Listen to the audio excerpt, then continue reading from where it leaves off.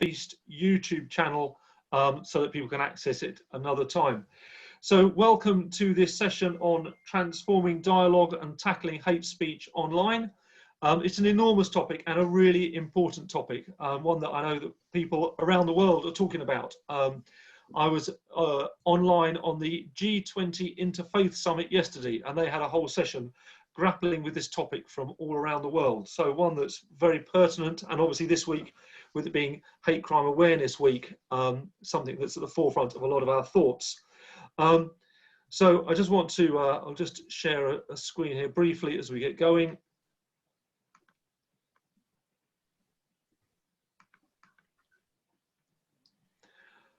So just to kind of set the framework, really, we're thinking particularly around how do we help young people, teenagers particularly, tackle hate speech online. So whereas this topic could go in all sorts of directions, we've only got an hour, so we're really going to focus on this particular aspect of it, how we help them tackle it online. The way that the session's going to run is I'm going to hand over to Ranveer from Victim Support in a moment, and he's going to talk about some of the kind of the technical details around what is a hate crime, what is hate speech, and give some perspectives on that, particularly from a British perspective. I appreciate we've got people joining us from different countries, so we're going to have something that perhaps relates particularly to Britain and to what happens here then, and then I'm going to be doing some stuff that I hope is pertinent to whichever country we're from. So I'll hand over straight away to Ranveer. Welcome. Do feel free to introduce yourself, but Ranveer, over to you. Good afternoon, everybody. My name is Ranveer Grewal. I'm the project manager for West Midlands Victim Support's Hate Crime Project, which works in Wolverhampton, Solihull and Birmingham. I will just upload a presentation in a second and then we can get cracking on. Basically, I'm going to give you a condensed version of our training package that we offer to teams, people. So, can you all see that? Yep, that's great. Okay, so by the end of this 20 minutes or so session, we'll further on knowledge on what is hate crime, explore basic elements of the impact, and know how to report hate crime. If there's any questions or comments throughout, just please feel free to speak up or type in the comments and just relay them to me, that's fine. So, the basic principle. In the UK, hate crime, this is a shortened version of the definition. It's a crime that is motivated by prejudice against parts of a person's identity or perceived characteristics of a person. Okay? There's two words highlighted there, prejudice and identity. I'll quickly go into identity. So identity basically is what makes you, you. And as I said, we do this training in schools as well. And we had a group of young people from a school in Wolverhampton. For those of you who don't know, it's a relatively new millennium city in England, quite famous for its local football team and a few other things like orange chips, etc. Then the young person in that group gave us a brief overview of what is identity to them, and I'll just show you. We've chained their words into images. So their identity is the skills that they have, their musical taste. This is quite pertinent in the case in this country. We've had Sophie Lancaster, who approximately 13 years ago was killed by a gang of young men. Her and a boyfriend were coming home from a concert one night. They identified with the goth lifestyle and they were attacked, and Sophie was killed in the incident in question, which then launched the viewpoint on subcultures should be part of hate crime legislation, which is still ongoing. Okay, your birth gender, your LGBT status, your race, languages you may speak. I know locally in Birmingham there's over 200 languages spoken as first language in schools. Okay, your family dynamic, your past experiences, your current experiences, the experience you have in life and how they can impact on your identity, where in the world you're from, your sexuality, your dietary choices, your career path, the football club you support. In fact, as an Asian male, I've had more abuse in my life for the football team I support than I have for my race, which is quite surprising, really, but not surprising at the same time. If you're a pet owner, disability status will be visible or invisible disabilities. You dress, how you dress, the choice of clothing, whether it be for cultural or religious reasons, or if it's just how you choose to dress. And of course, your religion, the big one in terms of hate crime. There are 5 strands, and they're 5 that are protected by law. I normally ask people to guess what they are, but as we press for time, I'll just show the images. So you have your race, your sexuality, sexual orientation, your gender identity, your disability, and your religion. That includes those who are of an atheist belief as well. But disability also includes any medical condition that impacts on your life. So that could include something along the lines of addiction, for example, or something of that nature. Okay, so we won't do the case studies. So going back to what I said, so hate crime is motivated by prejudice against parts of a person's identity or perceived characteristics of identity. An example of this is this case here. I normally go into a big history around the case, but this gentleman is called Jody Dabrowski. He was walking home one night in London, through a part of London which was quite, at the time, famous for where men meet up, and he was homophobically attacked. Jody was not homosexual, but he was attacked and abused as if he was. And the result of the court proceedings found that perception of characteristics is enough to determine somebody's being committed a hate crime. So with a perception on this one, in the same way that may say to somebody, oh, you look Asian, but you might not be, for example. Okay.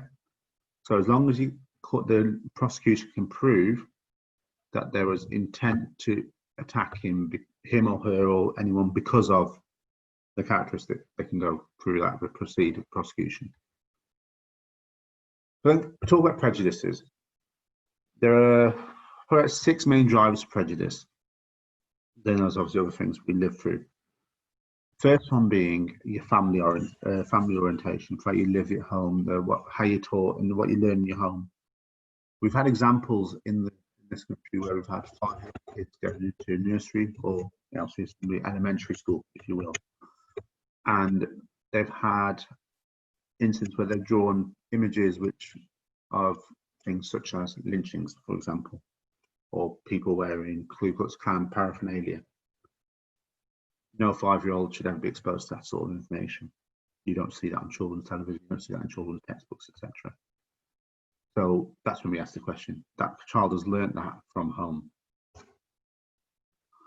The newspapers and media that we read, that we're exposed to, your peers, behind your family. I think probably the next set of people that influence you could be your peers, or your friend, your siblings' peers, etc.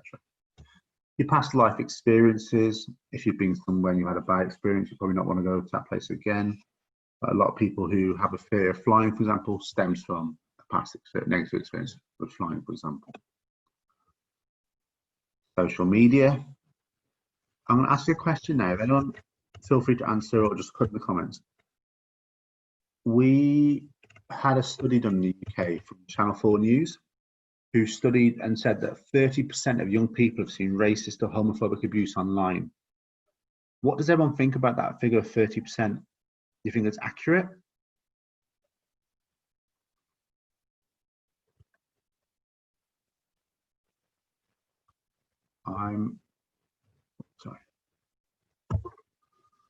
I'm guessing that there's a lot of people saying no, that's not accurate. No. Okay. Feel free to unmute, Andrew, if you need to speak, it's fine. I would estimate, based on what I see from things that I follow, because I like my sport and what have you, so I follow a lot of sport people, I would say the figure's probably near 80-90%. Especially when you look at the people who most follow on Instagram. Like the most followed male on Instagram is Dwayne Johnson, Rock, who recently, links to the next image, which I think you may have all seen, went and endorsed the candidate Joe Biden. A lot of people who follow Donald Trump have now started sending Mr. Johnson, The Rock, whatever you want to call, a lot of abuse. And obviously, you got people, what we see on television. Television plays a big part in our life. There's a very famous study done this by a social scientist called Malcolm Gladwell, who basically says along the lines of everything that we see, everything that we hear, everything that we read influences the ideas that go into our supercomputer, is our brain. And that sets our unconscious bias that we may have. Okay, I'll leave this bit here because this is very localized, and I think we'll keep that be. Okay, let's just skip through. In the UK, why we report hate crimes? Why are hate crimes so important to report? This is the main reason. One, there's a couple of reasons, obviously. One is that people get the support they need, and people understand that this is not acceptable in society.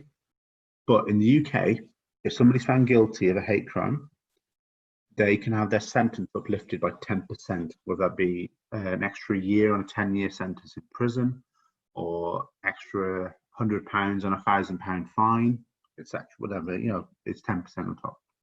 And last year, over 3/4 of those cases, hate crime cases that went through the Crown Prosecution Service, had that 10% added to them.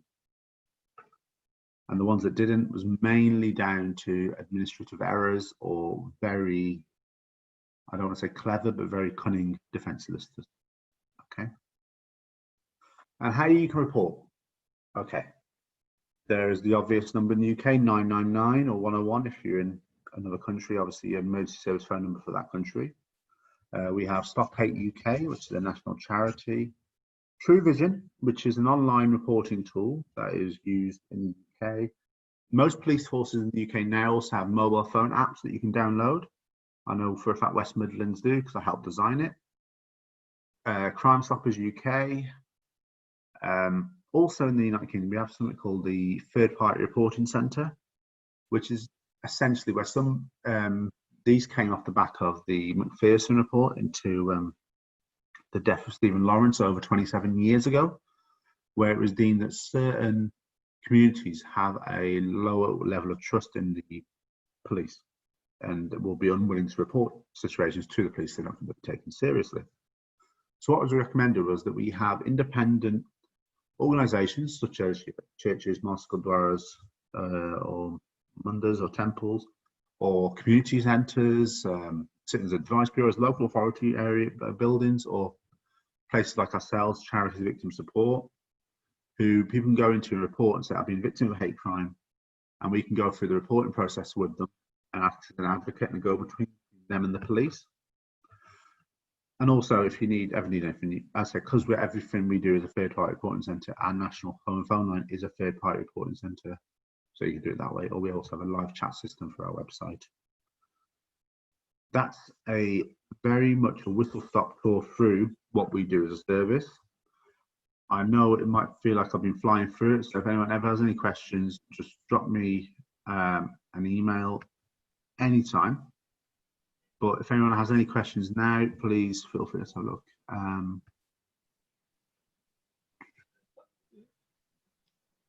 All right, I'm just going through the comments. All right, somebody was born in Wolverhampton. Okay. Does it have to be in the West Midlands Police, or can it be any police force in the city? And any police force in the UK will have third-party reporting, or any reporting mechanism of hate crime. It's brilliant.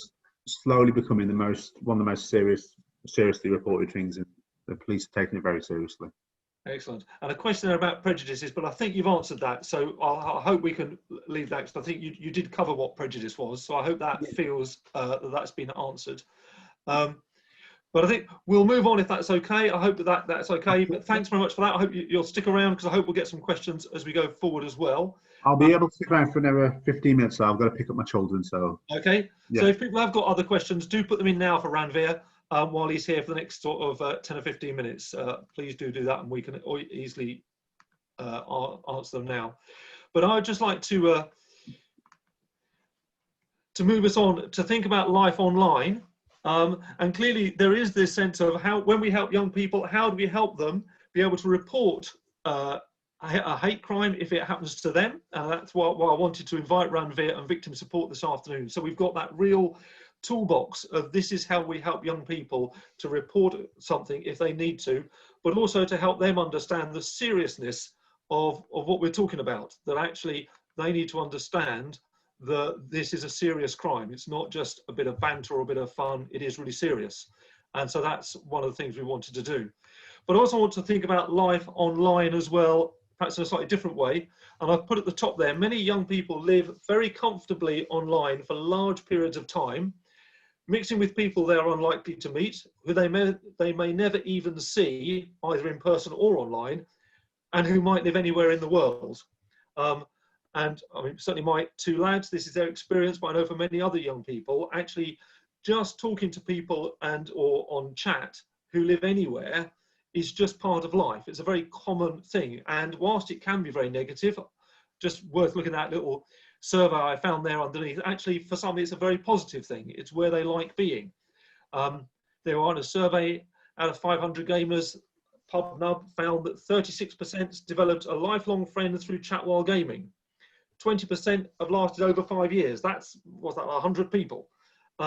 So actually for some, it's a very positive experience. But it can be an environment where hate speech is thrown around very casually, where you just hear or read sexist, racist, homophobic, Islamophobic, anti-Semitic comments. And one of the things I want us to think was, how do we help young people be agents of change influencing that culture? There is a certain amount of, some of these need reporting, and certainly on social media, you can report posts. I've reported posts and seen them taken down in the past. But in that environment, where it may be with people they know from real life, but maybe just names that they've come across through gaming or on social media, where there's that culture of it's okay to be like this, how do we help them negotiate that phase of it?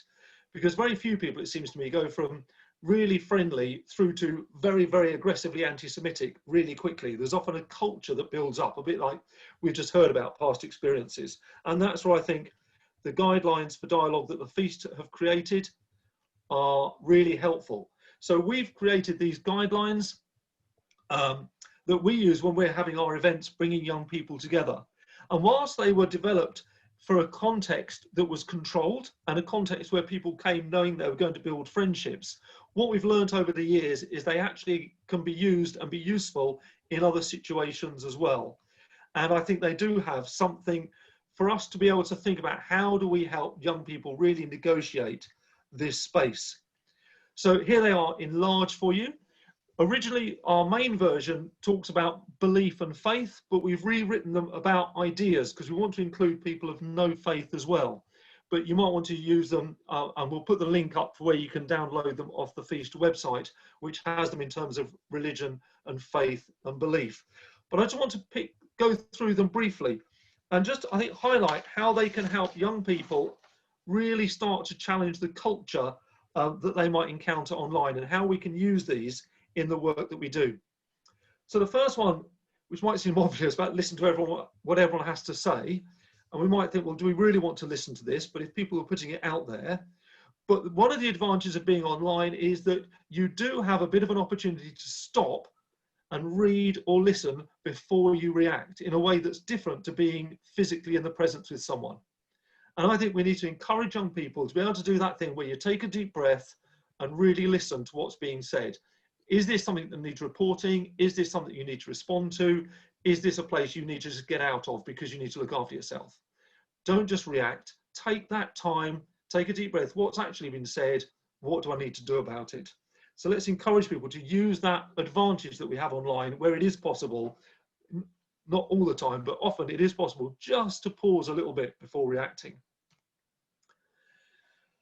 Don't tell others what they think, but let them tell you. Now, we might think, well, we want to tell them what to think. We must tell them to not be racist or sexist.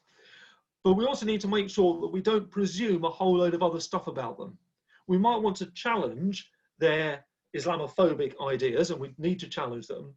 But just because someone believes one set of things doesn't follow they believe a whole set of others.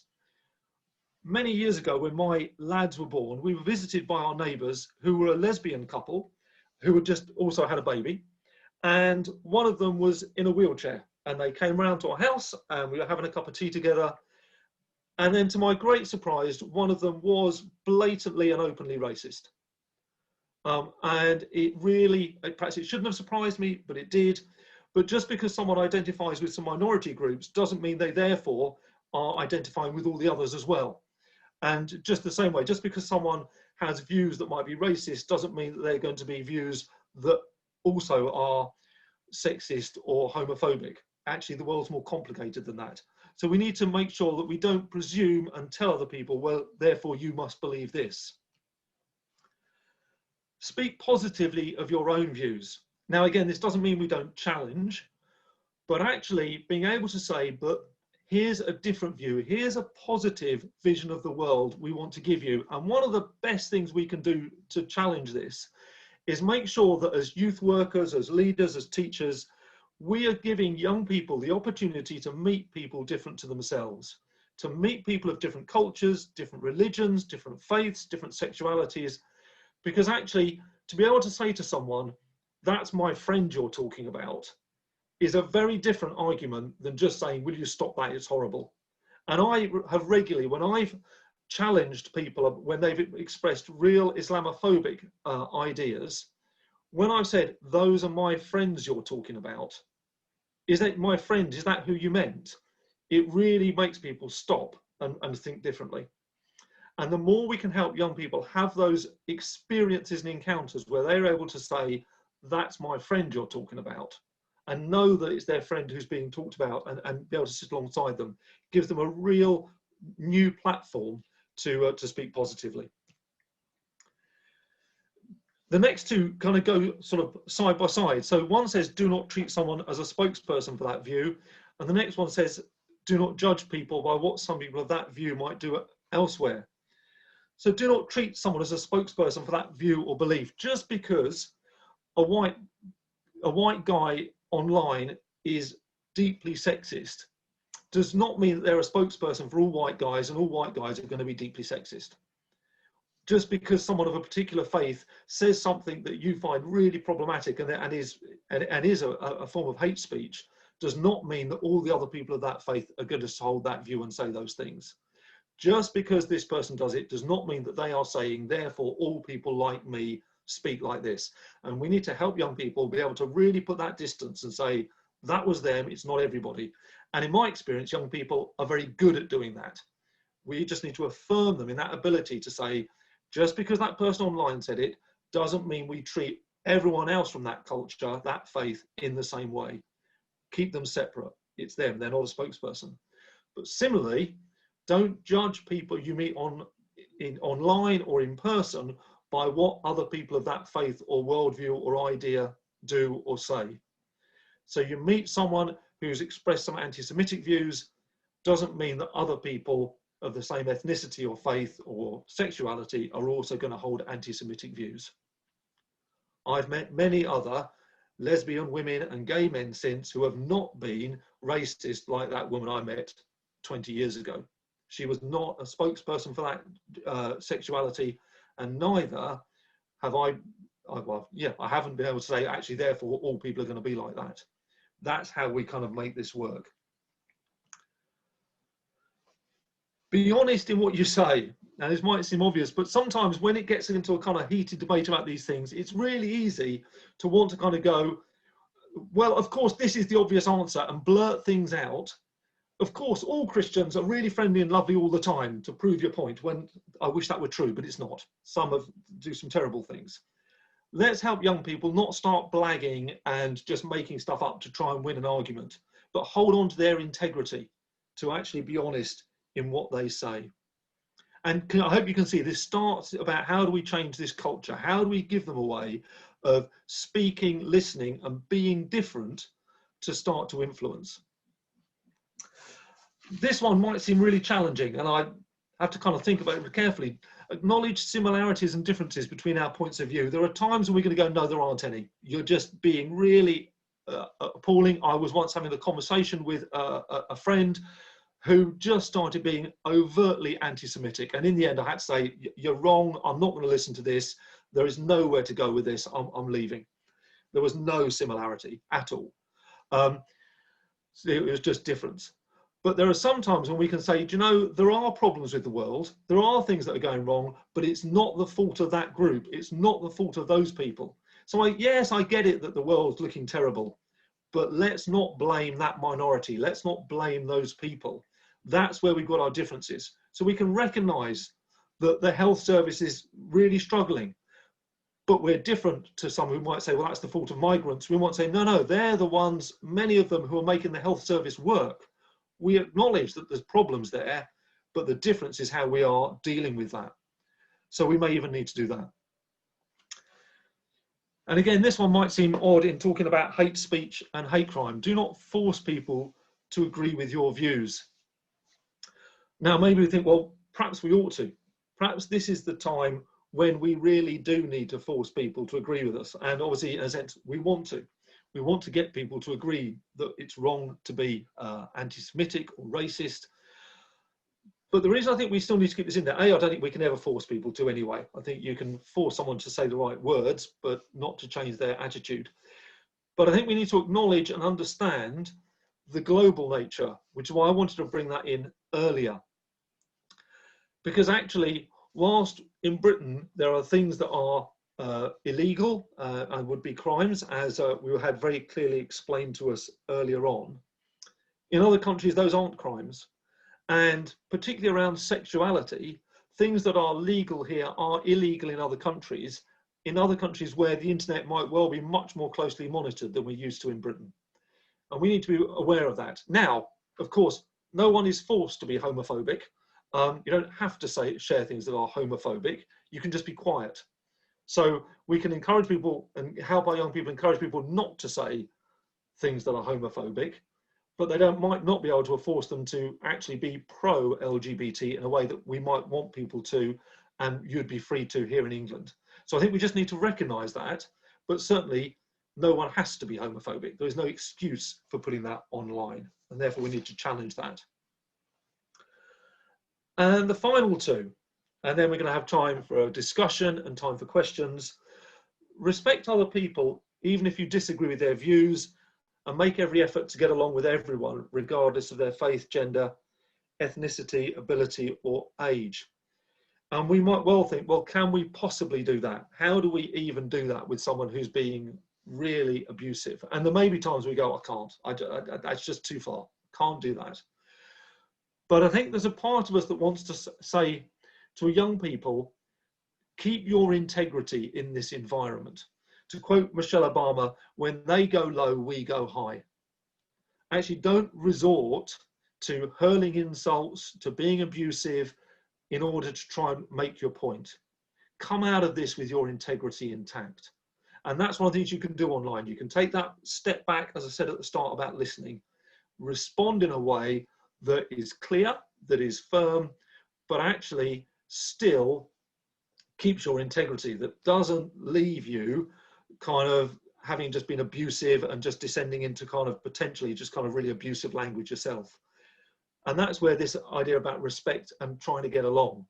Actually, we may not be able to get along with these people, but actually we can still not descend into a kind of level of abuse ourselves.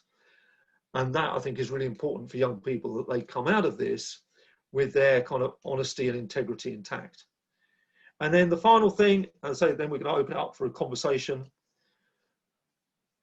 The last one we always put in our guidelines is this, that in a group discussion, we say at any stage you can ask for a discussion to be stopped if you feel uncomfortable.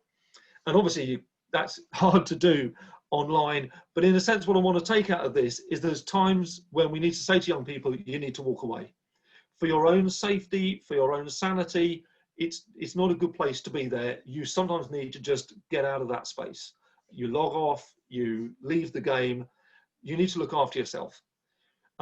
Whilst we may want to change the world and stop hate speech online, and let's face it, which of us wouldn't love to do that, actually that isn't going to happen, but we can start to influence as far as we can. And there will be times when the young people, however well they do all those other things, will need to say, I'm stepping away now. I need to move out of this space.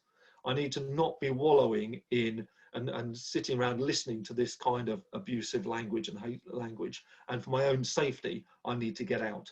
And that isn't a failure, that's a recognition. There are times when we need to withdraw, and we need to help people realize that isn't failure.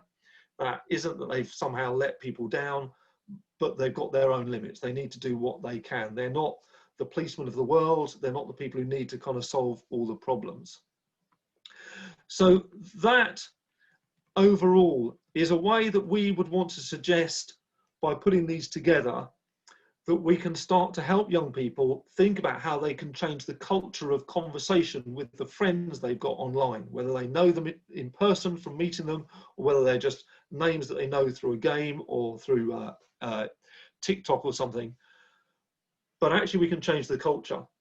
And each of them are quite simple, they're quite short, but there's something we found about putting them all together that can help to really shape a culture of language and shape a culture of how we respond to things. So I'm going to stop sharing there, because you've listened to me for quite long enough, and just ask folk, are there any questions, comments? I'll have a look at it in the chat and see what we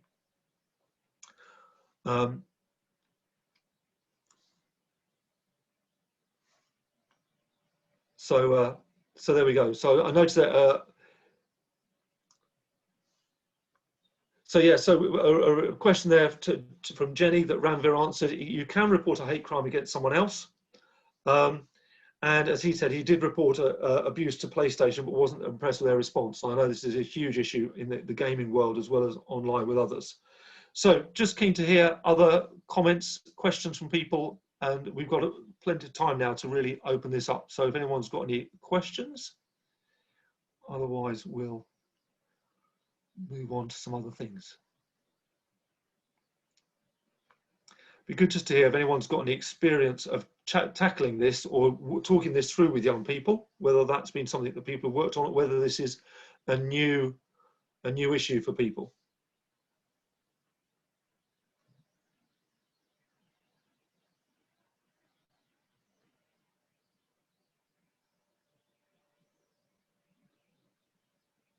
Yeah, we'll put the microphones on, and if people want to ask in person rather than chatting, if people find that easier, feel free. So if you just raise a hand or put a thing in the questions, then we can find out what people.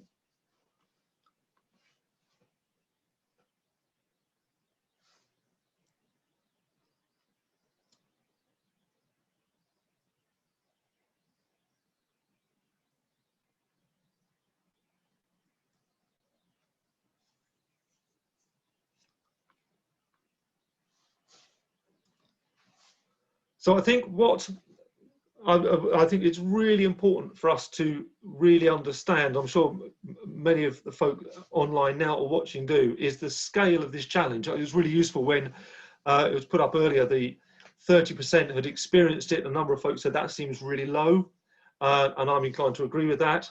And certainly talking to young people, just hearing this kind of abusive chat and comment is extraordinarily common. And therefore, how we kind of take this forward to help young people not slip into that themselves, but then also know those tools to challenge it. Because as I said before, that culture, that is what breeds the more extreme stuff.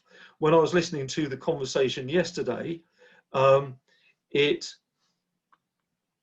was talking about how hate speech online leads to serious violence, even genocide in some countries. I mean, at really, really serious end. But as I said, people don't start there. It's a kind of culture that grows, that thrives, that breeds this kind of hatred. And how do we help young people really influence that culture at the low level in order for it to not to escalate much further? So yeah, just be really good to hear if anyone's got any observations, if people have got other ideas, if people just want to kind of comment on that, be great to hear from anybody. Otherwise, we will.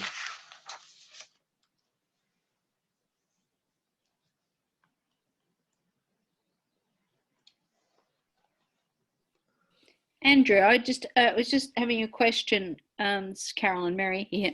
I know sometimes when we post something on social media, what comes back, which is quite abusive, is actually from what they call a bot.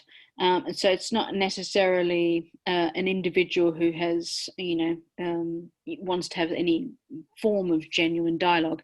But is it helpful in those situations? Because I've seen this a lot of people calling out that's actually not a real person, and then redirecting the conversation. I think all that kind of wisdom, and that kind of goes back to the thing about listen. Let's take a deep breath and work out: is this a person? Is this someone I know? Where's this come from? Is a really wise thing, because actually there's so much of that happens that people just assume. So thanks for that. I think that wisdom to say, let's just check where this has come from, when it just kind of comes straight back like that. And also I think there's a real task about how much we challenge the whole area of fake news in terms of spreading hate speech and correcting things. And I'm not as good as this as I perhaps ought to be, but the number of times you see people posting things, you think, well, but there's another side to that. And how do we help young people have those critical tools to question and to correct things when people put things that are inaccurate, where stories get shared kind of wildly inaccurately? Yeah, Wakar, you can unmute yourself if you want to. Yeah, hi, Andrew. Hi. Thanks for that. It was incredibly useful. And talking about experiences, just thinking of conversations with my own 6-year-old son around two issues, actually, and where, as Caroline talks about fake news and bots, but actually where young people get their information from, and how that information, we are able to help them process that information. So on the whole coronavirus, when young people start talking to you about the Chinese virus or the China virus, and when you ask them where they get their information from and they say it's on the news, and then helping them to kind of almost process that in a way that they don't necessarily have negative thinking or thoughts about Chinese people, or looking at this as a health pandemic rather than something that's Chinese per se, because young people can innocently almost fall into developing views that they themselves probably don't process as such. And a similar thing around BLM protests, where young people will say, why are black people so angry? And then you say, well, what makes you think black people are so angry? And then they start talking about protests, and you've got to help them process the conversation in a way that I think you've described. And I think your guidelines are really useful. But then, schools have a big role to play. So whilst, a couple of months ago, he was talking about why black people are so angry, to a conversation last week where he's talking to me about, do you know who Nelson Mandela is? And do you know the issues that were happening in South Africa? And him trying to then process, linking that back. So I think there are opportunities and guidelines that we need to have, but we need to be consistently speaking to them and starting, with people that are in and around ourselves, and then moving across to others as well. Because I think if you can change the dialogue at home, and you can influence a dialogue at home, you're more likely to then have them influencing the dialogue in their spheres of influence. And anything we can do to kind of support you in getting your guidelines out, we'd be more than happy to do that, because I think it's incredibly useful. And I think young people is a good place to start. There is so much hate out there and online, that there may be generations of people that we have probably lost and we're not going to be able to impact. But I think certainly there's a generation of people that can still be influenced, and a generation of people that can have an impact in the longer term. So really commend you for the guidance that you've put together, and look forward to working with you in terms of how we can spread that guidance out more widely. Brilliant, thanks Wakar. And I think that's a really good example, really affirming of this thing about how do we give those young people those positive experiences, either through the conversations we have or through meeting people, to really talk about those issues. And I think, how do we help other youth workers, other parents, other teachers really have the confidence to talk about what's going on in the news, what young people are seeing, what they're doing, and their life online. Not as a critical, what are you watching, but hey, how did the game go? Who are you chatting to? How's your friend in Japan doing? I remember years ago discovering that my lad playing Mario Kart, which is, you know, the fun Nintendo racing game, on his Nintendo as a 13-year-old, every time he played, he was playing with people from 4 or 5 different countries. And that was just normal. That was just the world he was in, but it was really positive. But actually how that we kind of help really understand and be part of that world so that we can have those conversations that Wakar's just alluded to. And that's a really good example. So thanks for that, Wakar. Anybody else got anything they need to say or want to ask, or any other pearls of wisdom? So I'm sure there's plenty out there that I've not heard yet. So if anybody else has got anything they want to just share with us.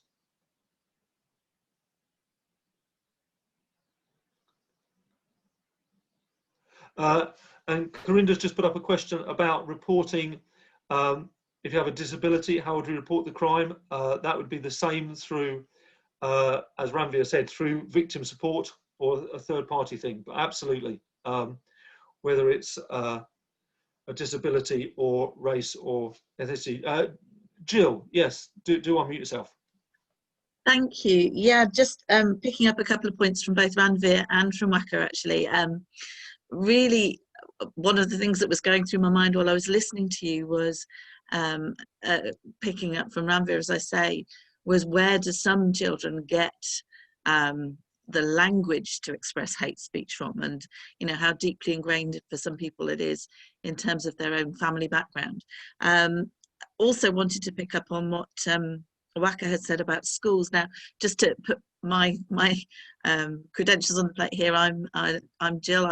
I'm the development manager for the Feast in Birmingham, and you know, one of the purposes of this week and one of the things that we've launched this week is our Transforming Dialogue Hub, which enables us to get out into schools to help teachers, to give teachers the tools to work with the young people in their schools on the guidelines for dialogue, but also on how do we actually live well with people who are different to us? How do we live well with people who might have very different views to us?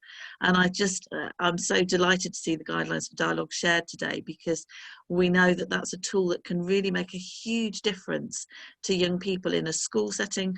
But then what happens is they take that out to their families, and there is that sort of ripple effect once they've learned how, as you said, to make friends with people who are different to them, to have healthier conversation, healthier dialogue, that ripples out into their families and into their communities, and can have a really dramatic impact on the way that people view other people. But I suppose in the context of today, in the way that they speak about other people as well.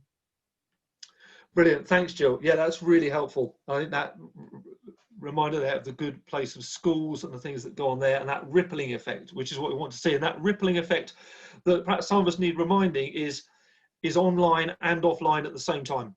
That the rippling needs to kind of go in both those directions. So actually what happens at school, what happens in the home, can influence what happens online. And trying to create that culture using these guidelines to say, we can help our young people be a positive influence.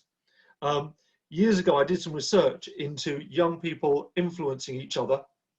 And what became really interesting was adults, when they talk to young people, often talked about peer pressure, that peers were going to apply pressure normally to do bad things. So watch out, because they'll get you to smoke, take drugs, drink alcohol. That's what peer pressure is. And I tried to help them think, could peers ever be a positive influence? Could you have peer influence where you influenced each other positively? And whilst the young people thought, yeah, that probably could, they struggled to see how that would happen, or they'd never thought about it. And I think there's a really interesting task there for us to help young people see you can be positive online. We're not saying don't do it, we're not saying don't go there, but you can be a positive influence, you can do good, you could be that peer group that changes things. Wakar's raised his hand again. I saw you put up something really useful in the chat as well. So yeah, Wakar. Yeah, just on that last point, Andrew, I think there's a real danger that peer pressure leads to desensitization of issues. And young people, I know when I was speaking to young people in my walkabouts recently around violence across the city, and knife crime and some of the stuff that was taking place, there's an element that when you see so much of it, you almost become desensitized to the issue. And hate crime, I think, is in a similar space. When you see so much of it taking place online, you can almost become desensitized. And when you see peers either joking about, something as trivial, that they may not see as something very major. So, for example, people joking around, say, the coronavirus and the China virus, for example, just because the president of the United States talks about it in such a way, almost kind of helps them almost become desensitized by it. And I think we have to be upfront and be able to challenge some of this and keep on saying that these are issues that are unacceptable. And like you say, quoting Michelle Obama, when they go low, you go high. But I think it's keep on helping them to kind of press the point, because sometimes jokes are not funny. And even though young kids will, or young people, I want to try and protect people at the same time, but at the same time, I think there's a job as parents that we challenge. And the reason I gave the example of my son earlier on is that, ultimately when they're talking about it and he kind of shrugs his shoulders and he goes, if it wasn't for China, for example, we wouldn't have had this environment. They don't see how much of an impact that happens, and they can almost become too aware of certain things because that's the only thing they're focusing on, and young minds like to soak up quite a lot of information at that time, but then unaware of the wider consequences or implications if they were to say that in an environment that wasn't safe but is open. And the dangers on social media as well is that, it's even though you're on Twitter or you're on Facebook, you are exposing yourself to the world in a way that you can leave a footprint and you can have negative consequences as a result of what you say, that you may think is funny or not funny, and that has implications. So I think there's an element of trying to kind of stop people, young people, and ourselves actually, not just young people, almost becoming desensitized to some of these issues as well. And just to finish off on this point as well, the question earlier on about how people can report things such as disability crime, hate crime as well. We're really keen to try and open this up with the work that Matt Sher is doing as well within West Midlands Police, but the work the Community Safety Partnership are doing as well. And if people are keen to get involved and want more information about how we can raise not just reporting around, bits that we're seeing outside, which is around either LGBT, hate crime, Islamophobia, anti-Semitism, but go beyond that, because there are other protected characteristics where people are victims but don't necessarily report. So I'm really keen to kind of get people's experiences through to the team as well, and then work with people in terms of how we can at least make that space much more informative and much more aware for Birmingham. Brilliant, thank you. So so that information's there. We'll make sure we share that. I was just going to say, just picking up a couple of points, Andrew, if that's okay. Yeah, sure. It's Carolyn again. So just two things that occurred to me as different people were speaking is about internalizing those guidelines for dialogue. And it's something that within the feast, obviously, we've talked about a lot. And in fact, when you turn those guidelines for dialogue into what we call I guidelines and put the I at the front of all of those, I will speak honestly, I will not assume. It's amazing just both within our personal as well as our professional lives, that changes the way we speak and listen to people.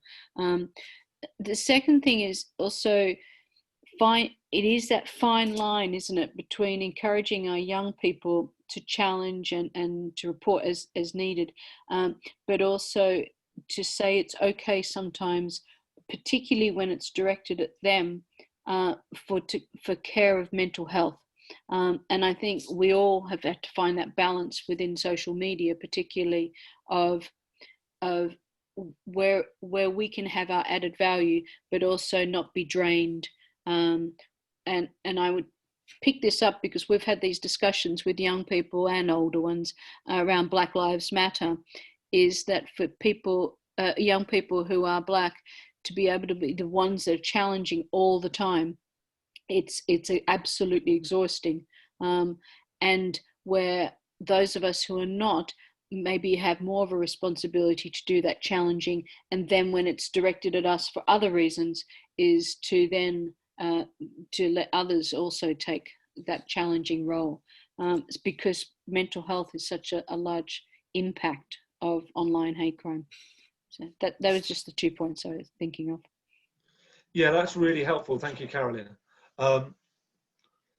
So yeah, no, sadly, Black Lives Matter isn't over. There's an enormous amount of racial justice issues that need to be challenged and need to be ongoing. And it's a huge issue around racial justice that will need to be carried on. And certainly, again, talking to a teenager recently who we were in a conversation, someone said, oh, at the school they didn't hear any racist language, and he laughed and went, you should hear those friends online. There's loads of it. It's just away from a controlled environment, and particularly perhaps if they have had some stuff to drink, loads and loads of racist abuse online.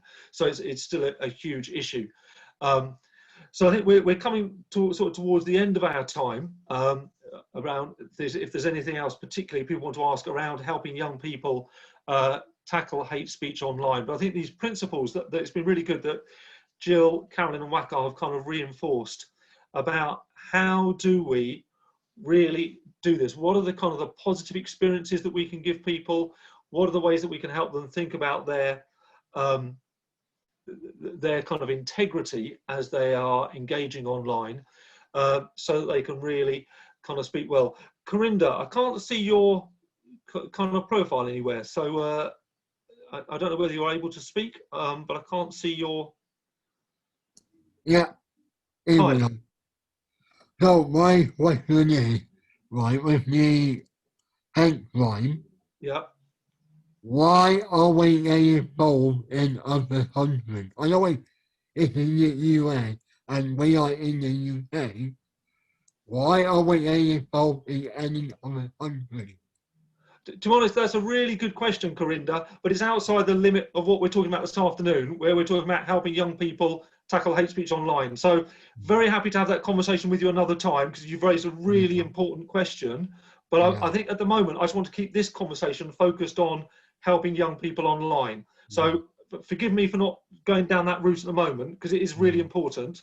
But for the sake of people watching this at another time, I think it's important we just hold on to Also with the people saying online, yeah, especially with people hearing on the news about this platform that are bombing, how can the police work with the news? So I missed just the last bit of what you said. Sorry, could you just say the last bit again? I missed it. Sorry. So I like how would the police work with the news that what's going on lately with younger people, like for online, how would the police work with the younger people, like disability, gender, or sexual, what's the word? Sexual, what's the word? I can't remember the word now, but it's like gender. Yeah. So are you asking about how we make sure that we don't discriminate against people based on gender and sexuality? Is that what you're asking? Yeah. Yeah, I think you're absolutely right. I think those characteristics, that's why I wanted, I was so pleased that Ranveer was able to list those protected characteristics, because this is absolutely about sexuality, about gender, that we need to be helping our young people challenge that and report it where it needs reporting. And so really, really important that we help those things happen. And you're right, Zoom bombing. I mean, I've heard, a friend of mine involved in some Zoom conversations with some really, really terrible things happening. So another... Yeah, even on the news, right? They were showing it on the news. about food bombing Yeah. in the flat. I mean, how can the police, how can the government work with the police when they don't respect the human? You're raising some really big questions, Corinda, but I'm afraid they're a little bit outside of what we're able to talk about this afternoon. But these really big challenges, and that's why we need to find these guidelines to give our young people that chance to really change some of that culture. Jill's raised a hand. The last question, and then it will be time for us to wrap up. Jill, over to you. It's just a little response really to what Corinda was saying, in that, you know, as many youth organisations have had to do, we've had to take a lot of our work online, and that's where safeguarding of young people has become so important. And you know, every activity we do, we make sure there's somebody who actually can block a person who might come in on Zoom. And so I just think, you know, when we're talking not just about young people being online on their own, but when we're doing online work together with young people, it's really, really important that as the facilitators of that, we safeguard our young people in those places.